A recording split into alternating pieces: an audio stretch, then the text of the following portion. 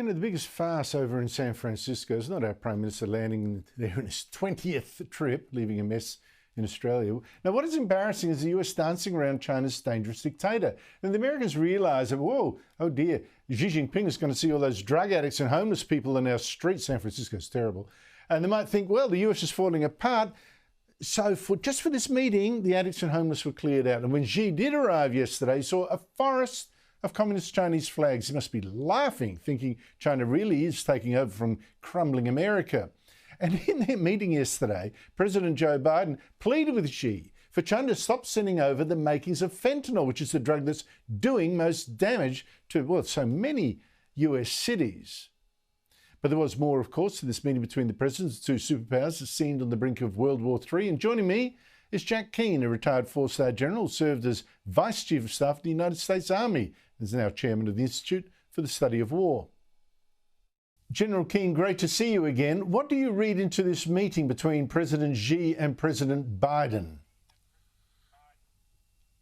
Well, I don't dispute the fact that world leaders, even adversarial leaders, should have meetings. We had plenty of them dealing with the Soviet Union through the years, and at times, quite remarkably, they led to some treaty negotiations, particularly dealing with nuclear weapons.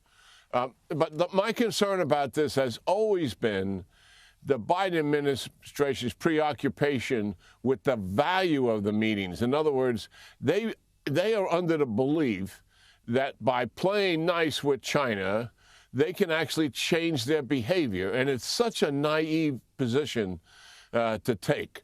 And I think it has a lot to do, frankly, Andrew, with the president. It's kind of old school here in terms of dealing with this and not facing up to the very harsh realities here that China and the United States really are adversaries, and we're not doing a very good job at all of deterring them from their aggressiveness in the region, something the people in Australia see on a regular basis.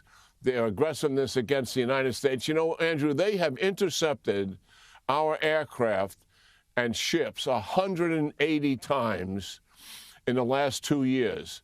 That is absolutely exceeds anything that took place in the last decade leading up to that. And that's not to speak of their aggressiveness towards Taiwan and our other allies in the region. And we haven't sanctioned anybody in dealing with that. We have no plan to deter them from that activity.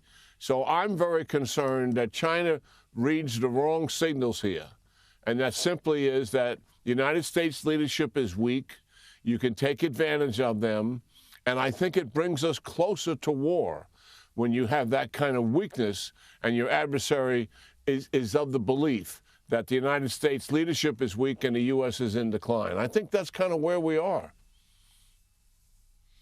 Well, there's meanwhile another challenge, of course, to Western civilization in a sense, really. It's this war in Gaza. Israel trying to destroy the Hamas terrorists that rule there and slaughtered 1,200 Jews. How do you see that war going? Is Israel achieving what it set out to do, which is destroy the Hamas infrastructure? Yes, they are about that business. It is the right objective to have. They've never had that objective before. It's always been in the past to destroy some of their infrastructure, kill as many leaders as they could and fighters, and then get out as quickly as they could before there was widespread international condemnation of the civilian casualties that were taking place, largely because Hamas offers up those civilians to be casualties. But this time, the military aim is very different. It's going to take some time. And if they don't accomplish the mission, they know full well now that if they don't dismantle Hamas, if they don't take the network down and its effectiveness as a terrorist organization and a military organization, and certainly as a governing body as well, then they're going to come back. They'll reset and reattack. And they know that, and that's why this military aim is so different, and it has to be accomplished. And that's the reality of it. And they are about doing that. We're watching this at the think tank I chair, Institute for the Study of War, and they're being very deliberate about what they do.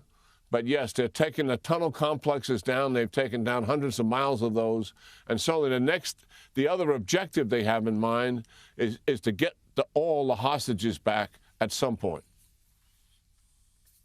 Well, I don't hold out all that much hope of getting, all that many of them free, but we can only hope. General Jack Keane, thank you so much indeed for your time. Yeah, great talking to you, Andrew, as always. Thank you.